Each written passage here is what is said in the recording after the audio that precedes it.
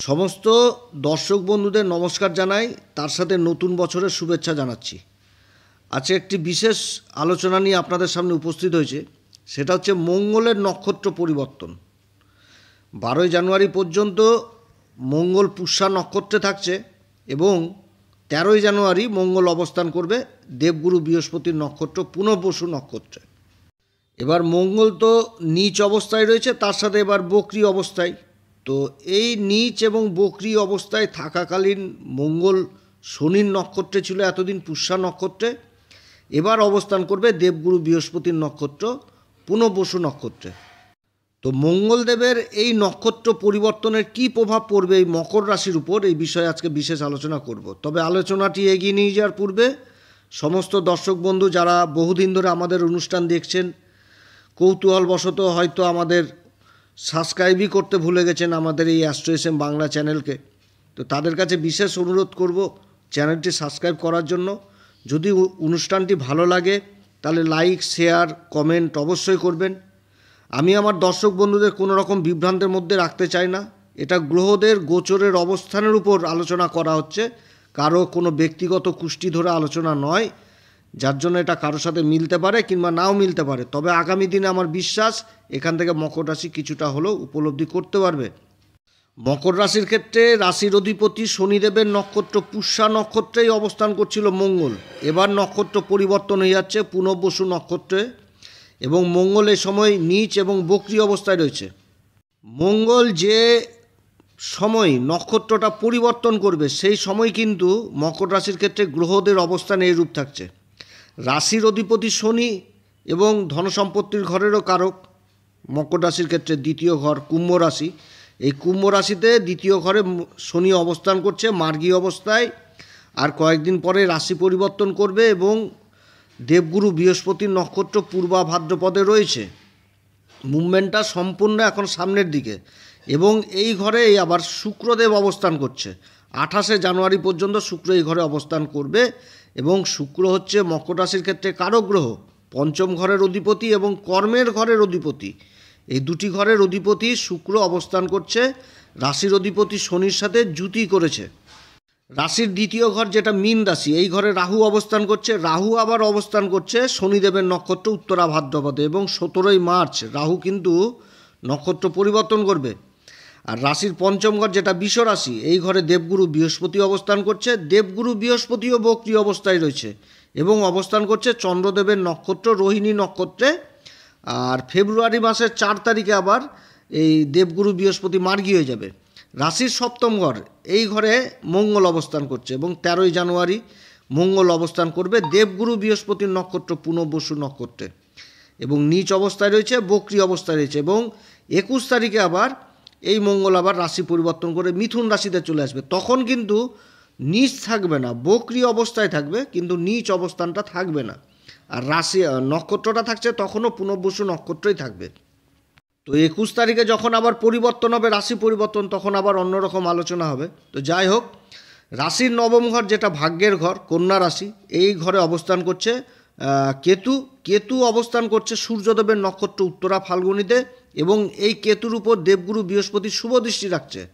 আবার দেবগুরু বৃহস্পতির শুভ সপ্তম দৃষ্টি থাকছে রাশির একাদশ ঘরের উপর এবং নবম দৃষ্টি থাকছে রাশির উপর।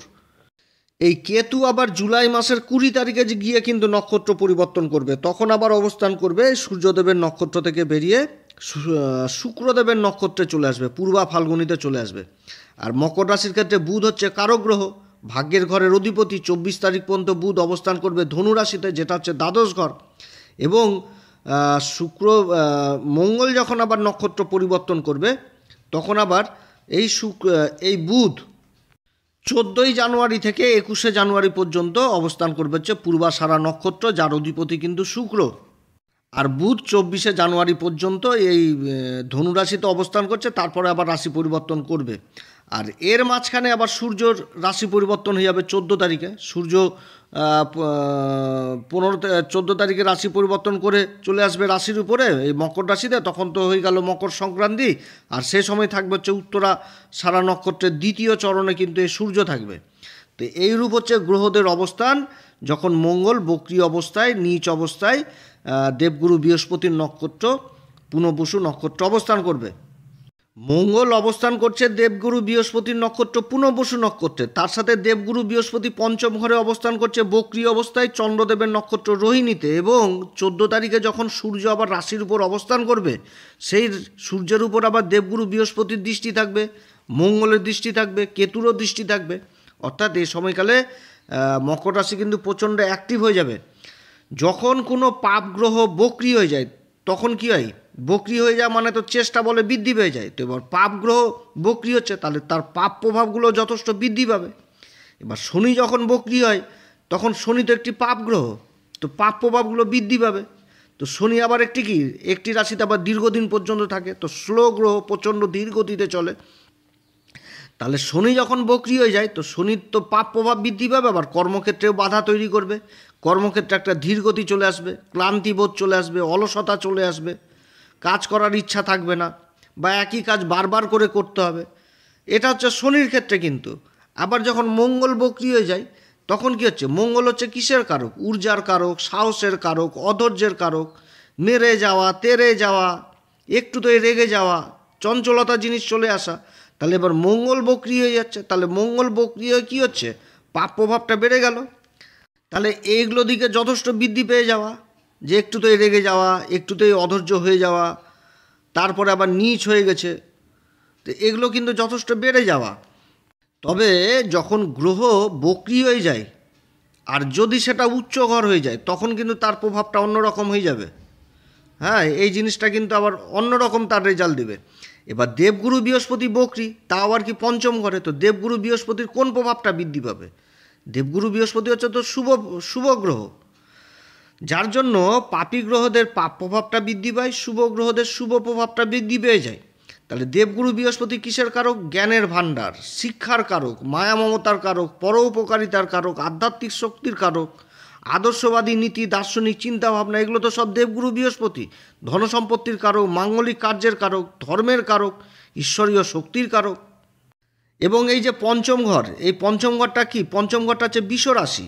বিষ রাশি হচ্ছে শুক্রের রাশি। তো পঞ্চম ঘর থেকে আমরা কি দেখি? শিক্ষা জিনিসটাকে দেখি। পঞ্চম ঘর থেকে মা লক্ষ্মীর ঘর, প্রেম ভালোবাসার ঘর, সন্তানের ঘর। আবার এই পঞ্চম ঘরের অধিপতি, এই বিষ রাশির অধিপতি শুক্র, বর্তমানে ওই রাশির অধিপতি শনির সাথে যে জুটি তৈরি করেছে সেটাও আবার ধনসম্পত্তির ঘরে। তাও আবার দেবগুরু বৃহস্পতির নক্ষত্রতেই অবস্থান করছে এই শনি, এবং মঙ্গলও এবার চলে আসলো দেবগুরু বৃহস্পতির নক্ষত্রে। শনি অবস্থান করছে পূর্বা ভাদ্রপদ নক্ষত্রে। এবার পূর্বা ভাদ্রপদ নক্ষত্র সম্পর্কে তো অনেক কিছু আপনাদের সামনে তুলে ধরেছি, যে কত ভালো নক্ষত্র, অতি ভাগ্যবান নক্ষত্রে দেবগুরু বৃহস্পতির নক্ষত্রে পূর্বা ভাদ্রপদ। এবার গ্রহদের সেনাপতি মঙ্গল অবস্থান করছে দেবগুরু বৃহস্পতির নক্ষত্র পুনর্বসু নক্ষত্রে। তো পুনর্বসু নক্ষত্র জ্যোতিষশাস্ত্রের সিম্বল কি? ধনুষবাণ। তো এবার সেনাপতি অবস্থান করবে পুনর্বসু নক্ষত্রে সপ্তম ঘরে, এবং রাশির উপর দৃষ্টি দিচ্ছে। তার উপর আবার রাশির অধিপতির উপর দৃষ্টি, এবং সুখের ঘর বলছি, পঞ্চম ঘরের অধিপতি এবং কর্মের ঘরের অধিপতি শুক্রের উপরও দৃষ্টি থাকবে। আর তারপরে আবার 14 তারিখ থেকে সূর্যের সাথে সমসপ্তম যোগ তৈরি হয়ে যাবে। মঙ্গল হচ্ছে চঞ্চলতার কারক, সেনাপতি, পুনর্বসু নক্ষত্র সিম্বল হচ্ছে ধনুষবাণ। তো এইখানটাতে কি আসছে? একটা একাগ্রতা জিনিস চলে আসলো। এর আগে মঙ্গল অবস্থান করছিল শনির নক্ষত্র পুষ্যা নক্ষত্রে, এবং এই নক্ষত্রে অবস্থান করে রাশির উপর দৃষ্টি দিচ্ছিল। তার সাথে আবার শনির সাথে ষড়াষ্টক যোগ তৈরি হয়েছিল, এবং শনির উপরও দৃষ্টি ছিল। তো বলার কথার অর্থটা এটাই যে পুষ্যা নক্ষত্রের যে ফল এবং পুনর্বসু নক্ষত্রের যে ফল, তার মধ্যে কিন্তু যথেষ্ট তফাৎ এই সময় দেখতে পাবে এই মকর রাশি এই মঙ্গলের দ্বারা। সপ্তম ঘর হচ্ছে আমাদের সাংসারিক ঘর, দাম্পত্য জীবন, আমাদের পার্টনারশিপের ঘর, ব্যবসা বাণিজ্যের ঘর, রোজগারের আয় ইনকাম, এই ঘরের থেকে দেখা হয়। মঙ্গল অবস্থান করছে নীচ এবং বক্রী অবস্থায়, তার চতুর্থ দৃষ্টি পড়ছে কর্মের ঘরে, যেটা হচ্ছে তুলা রাশি, এবং রাশির উপর দৃষ্টি দিচ্ছে। তারপর আবার অষ্টম দৃষ্টি পড়ছে রাশির অধিপতি শনির উপরে যেরকম পড়ছে সেরকম আবার শুক্রের উপর যে পড়ছে। অর্থাৎ বিগত দিনে যে সংসারে নিজেদের মধ্যে যে একটা অ্যাগ্রাসন, নিজেদের মধ্যে নিজের কথাটাকে আগে প্রাধান্য দেওয়া, এবং নিজেদের মধ্যে মতবিরোধের পরিস্থিতি তৈরি হয়ে যাওয়া, একটা অশান্তি, একটা গণ্ডগোলের যে পরিবেশগুলো তৈরি হচ্ছিল এই পুষ্যা নক্ষত্রে থাকাকালীন, মনের মধ্যে একটা অস্থিরতা, তো এবার সেই জিনিসটা কিন্তু অনেকটা ঠান্ডা হবে। এবং 21 তারিখের পর যখন এই মঙ্গল আবার রাশি পরিবর্তন করবে তখন কিন্তু একটা অন্যরকম পরিস্থিতি হবে এই মকর রাশিদের ক্ষেত্রে। অর্থাৎ মঙ্গল হচ্ছে কি চঞ্চলতার কারক, অধৈর্যের কারক। এবার দেবগুরু বৃহস্পতির নক্ষত্রে অবস্থান করবে এই মঙ্গল, এবার কি হবে, অনেকটা শান্ত হবে এবং একটা একাগ্রতাও আসবে সংসারের প্রতি, একে অপরকে বুঝতেও পারবে। এই পুনর্বসু নক্ষত্রের মেন জিনিসই হচ্ছে একাগ্রতা, অর্থাৎ সাংসারিক জীবনে উভয়কে সংসারের প্রতি একটা একাগ্রতা নিয়ে আসতে হবে এবং উভয়কে বুঝতে হবে, তাহলেই লক্ষ্যভেদ হবে, অর্থাৎ নিজেদের সাংসারিক জীবনটাকে এগিয়ে নিয়ে যেতে পারবে। কিভাবে সংসারের উন্নতি করা যায়, কিভাবে কোন দিকে ভালো হবে, কিভাবে মানে জীবনে চলতে হবে, এটা একটা কিন্তু আন্ডারস্ট্যান্ডিং এই সময় একটা দেখা দিবে এই মকর রাশিদের ক্ষেত্রে। মকর রাশির ক্ষেত্রে মঙ্গল সুখের ঘরের অধিপতি এবং লাভের ঘরের অধিপতিও সপ্তম ঘরে অবস্থান করছে এবং কর্মের ঘরে দৃষ্টি পড়ছে। অর্থাৎ এই সময়কালে জমি সংক্রান্ত সমস্যাগুলো যেগুলো ছিল পুষ্যা নক্ষত্রে থাকাকালীন এই সমস্যাগুলো কিন্তু সমাধান হবে এবং কর্মের ঘরে যে দৃষ্টি দিবে এই যে দেবগুরু বৃহস্পতির নক্ষত্রে অবস্থান করে, এবং দেবগুরু বৃহস্পতি সেরকম আবার লাভের ঘরেও দৃষ্টি থাকছে। এবার লাভের ঘরটা কি, লাভের ঘরটা হচ্ছে বৃশ্চিক রাশি, তাহলে বৃশ্চিক রাশির অধিপতিকে এই মঙ্গল এবার দেবগুরু বৃহস্পতির নক্ষত্রে অবস্থান করছে, অপরদিকে আবার দেবগুরু বৃহস্পতির দৃষ্টি পড়ছে এই লাভের ঘর বৃশ্চিক রাশির উপর।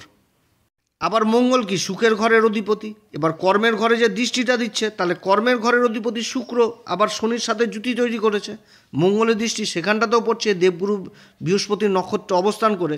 আবার রাশির অধিপতি শনি এ সময় দেবগুরু বৃহস্পতির নক্ষত্র পূর্বাভাদ্রপদে রয়েছে। অর্থাৎ এই সময়কালে শনিও যেরকম দেবগুরু বৃহস্পতির নক্ষত্রে থাকছে, সেরকম আবার মঙ্গলও দেবগুরু বৃহস্পতির নক্ষত্রে থাকছে এবং দেবগুরু বৃহস্পতির লাভের ঘরেও দৃষ্টি থাকছে। তো এই সময়কালে এই দুটি গ্রহের গুরুর নক্ষত্রে অবস্থান করার জন্য যে অস্থিরতাটা ছিল বিগত দিনে, সেই অস্থিরতাটা যথেষ্ট নর্মাল জায়গায় আসবে। কর্মক্ষেত্রের উপর একটা একাগ্রতা আসছিল না, সেই একাগ্রতাটা আসবে। মনোবল যেটা আসছিল না যথেষ্ট, সেই মনোবলটা আসবে। যে কোনো কাজের ডিসিশনটা যথেষ্ট নিতে সক্ষম হবে এবং লাভ জিনিসটা কোথা থেকে নিয়ে আসতে হবে সেটাও কিন্তু একটা রাস্তা তৈরি হবে, একাধিক লাভের রাস্তা তৈরি হবে এবং লাভ যথেষ্ট এই সময়কালে বৃদ্ধিও পাবে।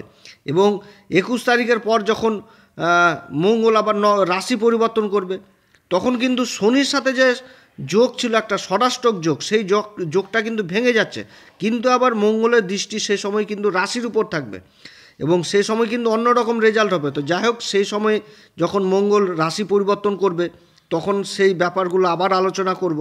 কিন্তু মঙ্গলের এই যে পরিবর্তনটা হচ্ছে, এই পরিবর্তনের মধ্যে সবথেকে ভালো জিনিস হবে যারা পার্টনারশিপে ব্যবসা বাণিজ্য করছেন বা পার্টনারশিপের কোনো লিঙ্ক নিয়ে কোনো কাজকর্ম করছেন, তাদের মধ্যে যদি কোনো রকম ভুল বুঝাবুঝি হয়ে থাকে তার কিন্তু মীমাংসা এই সময় হবে এবং নিজেদের কর্মকে কিভাবে এগিয়ে নিয়ে যেতে পারবে এটা কিন্তু একটা ভালো দিক এই সময় উঠে আসছে। কর্মক্ষেত্রে এই সময় একাধিক লাভের রাস্তা তৈরি হবে, কারণ সময়গুলো দেবগুরু বৃহস্পতির নক্ষত্র অবস্থান আর ওদিকে শুক্র শনির জুতি ধনসম্পত্তির ঘরে, তাহলে এইখান থেকে মঙ্গল যে নীচ অবস্থানটা, এই অবস্থানটাতেও কিন্তু এবার মঙ্গল যথেষ্ট বল পেয়ে যাচ্ছে। অর্থাৎ নীচ বকরি থেকেও মঙ্গলের যে প্রভাবটা অ্যাকচুয়ালি থাকার যেটা ছিল বিগত দিনে, সেই জিনিসটা কিন্তু নষ্ট হয়ে যাচ্ছে। যে কর্মক্ষেত্রে বসের সাথে যে একটা অস্থিরতা বা কলিগদের সাথে একটা অশান্তি বা নিজের কর্মকে নিয়ে যে একটা প্রচণ্ড দুশ্চিন্তা করা যে কি হবে ভবিষ্যৎ, হ্যাঁ, এই জিনিসগুলো কিন্তু আস্তে আস্তে এবার নর্মাল হবে এবং যখনই আবার রাশিটা পরিবর্তন করবে তখন কিন্তু আবার এই জিনিসগুলো যথেষ্ট সরে যাবে এই মকর রাশির ক্ষেত্রে এবং কর্মের জায়গাটা যথেষ্ট ভালো হবে। ষষ্ঠ ঘরে যখন মঙ্গল ঢুকবে তখন ষষ্ঠ ঘরে কিন্তু মঙ্গল কারক হয়ে যাবে এবং নক্ষত্রটা থাকছে দেবগুরু বৃহস্পতির নক্ষত্র। তো যাই হোক, সেই সময়টা অন্য ব্যাপার। কিন্তু বর্তমানে যারা খাবারের ব্যবসার সাথে যুক্ত রয়েছেন, রেস্টুরেন্টের কাজে যুক্ত রয়েছেন, যারা হোটেল ব্যবসার সাথে যুক্ত রয়েছেন, কোনো খাবারের প্রোডাক্টের কাজের সাথে যারা যুক্ত রয়েছেন তাদের জন্য যথেষ্ট ভালো হতে যাচ্ছে। যারা পাথরের ব্যবসার সাথে যুক্ত রয়েছেন, দামি দামি পাথর টাইলসের কাজে যারা যুক্ত রয়েছেন তাদের জন্য যথেষ্ট ভালো হতে যাচ্ছে। লাভের দিক থেকে যথেষ্ট এই সময়কাল ভালো হবে। বিভিন্ন দিকে লাভ যেগুলো ব্লক হয়ে গেছিলো সেই জিনিসগুলোও কিন্তু ভালো হচ্ছে, কারণ গ্রহদের অবস্থান আস্তে আস্তে কিন্তু খুব ভালো জায়গায় যাচ্ছে। এই যে মঙ্গল যে ডিস্টার্বটা করছিল এই মকর রাশির ক্ষেত্রে, সেই ডিস্টার্বটা কিন্তু খুবই সরে যাচ্ছে, খুব তাড়াতাড়ি সরে যাচ্ছে। আর রাশির উপর দৃষ্টি ছিল, রাশিটা কি ব্যক্তিত্ব, তাহলে ব্যক্তিত্বের উপর যথেষ্ট প্রভাব পড়ছিল এই মঙ্গলের, কারণ মঙ্গল হচ্ছে অধৈর্যের কারক, একটুতে রেগে যাওয়া, গণ্ডগোল করা, তেড়ে যাওয়া, মুখের ভাষা খারাপ করা, কারণ দ্বিতীয় ঘরে তো এই মঙ্গলের দৃষ্টি ছিল। মঙ্গল কি চঞ্চলতার কারক, আর শনি কি ধৈর্যের কারক, তার সাথে শুক্র অবস্থান করছে প্রতিভার কারক, তারপরে আকর্ষণ জিনিসগুলো চলে আসছে। এবার মঙ্গল তো সেই জায়গায় যে ডিস্টার্ব করে দিচ্ছে, ধৈর্য আর অধৈর্যের মধ্যে যদি গুণ দেখতে পাওয়া যায় তাহলে কিন্তু অধৈর্যই এগিয়ে যায়, ধৈর্য কিন্তু এগোতে পারে না। আর মঙ্গল সেই জিনিসটাকে আরও মানে বিভৎস হয়ে যাচ্ছে, যেহেতু নীচ হয়ে গেছে, তার মধ্যে বক্রি হয়ে গেছে, আর তার মধ্যে আবার ছিল শনির নক্ষত্রে। তাহলে এই যে শনির নক্ষত্রে থেকে যে প্রভাবটা ছিল মঙ্গলের, সেই প্রভাবটা দেবগুরু বৃহস্পতির নক্ষত্রে এসে কিন্তু অনেকটা শান্ত হয়ে যাবে। এবং যে অসুবিধাগুলো তৈরি হচ্ছিল কর্মক্ষেত্রে, যে কারোর সাথে চট করে বাগবিদণ্ডাতে জড়িত হয়ে যাচ্ছিলো, বা মনের মধ্যে রাগ হয়ে যাচ্ছিলো যে কোনো কাস্টমার এসে মাল নিতে নিল না, দাম দর হয়ে গেল, অবশেষে নিল না, এরকম জিনিসগুলো হচ্ছিলো। তারপর কি মনের মধ্যে একটা রাগ চলে আসলো যে ওর কেমন কাস্টমার, মাল নিতে এসে মাল নিল না, এই যে একটা মনের মধ্যে আগ্রাসন, এটা কিন্তু যথেষ্ট বৃদ্ধি পাচ্ছিল। বাড়িতে যাচ্ছিল, বাড়িতে কিন্তু সংসারের আবহাওয়াটা কিন্তু অন্যরকম ছিল, একে অপরকে বুঝতে না পারা, একটু কোনো কিছুতে কিছুই হলো না অথচ অনেক কিছু হয়ে গেল, এই যে এরকম একটা পরিস্থিতি তৈরি হচ্ছিল মঙ্গলের দ্বারা। এবার কিন্তু এই নক্ষত্র পরিবর্তন যখনই করবে তখন থেকে কিন্তু আস্তে আস্তে ভালোর দিকে যাবে। আর কয়েকটা দিন পরে আবার রাশি পরিবর্তন করে নেবে 21 তারিখে, তারপর আবার 24 তারিখে এই বুধ আবার রাশি পরিবর্তন করবে, আর 14 তারিখ থেকে তো সূর্য আবার রাশির উপর অবস্থান করছে, সূর্যের সাথে মঙ্গলের কিন্তু একটা সমসপ্তম যোগ তৈরি হচ্ছে। তো যাই হোক, যখন সূর্য আবার সেই অবস্থান করবে তখন আবার বিশেষ আলোচনা করব। রাজার সামনে মঙ্গল সেনাপতির অবস্থান, এটা কিন্তু ভালো না, কিন্তু যেহেতু নক্ষত্র পেয়ে যাচ্ছে তো সেই জিনিসটাতে আবার দেখতে হবে। তো যাই হোক, সেই সময় বিশেষ আলোচনা করব। তবে মঙ্গলের এই যে নক্ষত্র পরিবর্তন হচ্ছে, এই নক্ষত্র পরিবর্তনটা অনেকটা ফেভারে থাকবে এই মকর রাশির ক্ষেত্রে। তো অনেক কথাই আলোচনা করলাম। এই সময়কালে মকর রাশি হনুমান চল্লিশা, বজরং বাণ অবশ্যই পাঠ করবেন। আর যদি আমাদের এই পরামর্শ সত্যি ভালো লাগে তাহলে আমাদের এই চ্যানেল অ্যাস্ট্রো এসএমকে অবশ্যই, অ্যাস্ট্রো এসএম বাংলা চ্যানেলকে অবশ্যই লাইক করবেন, শেয়ার করবেন, সাবস্ক্রাইব করবেন। তবে আমার কথা যে সবারই ভালো লাগবে সেটাও না, কারোর সাথে মিলতে পারে, নাও মিলতে পারে। তো যাদের মিলবে না তাদেরকে অবশ্যই বলবো, দেখেন নতুন বছর পড়েছে, ভালো সময় আসছে, এই সময় যদি নিজের কুষ্টিটা অন্তত না দেখান কোনো জ্যোতিষীর কাছে, তাহলে কিন্তু আপনার চলার পথে ভুল হয়ে যাবে। একমাত্র জ্যোতিষী বলতে পারবে যে কোন পথে গেলে আপনি মানসিক দিক এবং সব দিক থেকে উন্নতির দিকে যেতে পারেন। তবে এমন জায়গায় যেতে হবে যেন আপনাদের নিয়ে যেন ব্যবসা জিনিসটা না হয়। আমাদের হোয়াটসঅ্যাপ নাম্বার দেওয়া রয়েছে, প্রয়োজন মনে পড়লে আপনারা আমাদের সাথেও যোগাযোগ করতে পারেন, কিংবা আমাদের সাথেই যে যোগাযোগ করতে হবে এর কোনো মানে নাই। আরও ভালো ভালো জ্যোতিষী রয়েছে সমাজে, তাদের সাথেও যোগাযোগ করতে পারেন। তো যাই হোক, আজকে এতটুকুই। এরপরে আবার আসবে একটি নতুন পর্ব নিয়ে। আপনারা সবাই ভালো থাকেন। নমস্কার, ধন্যবাদ।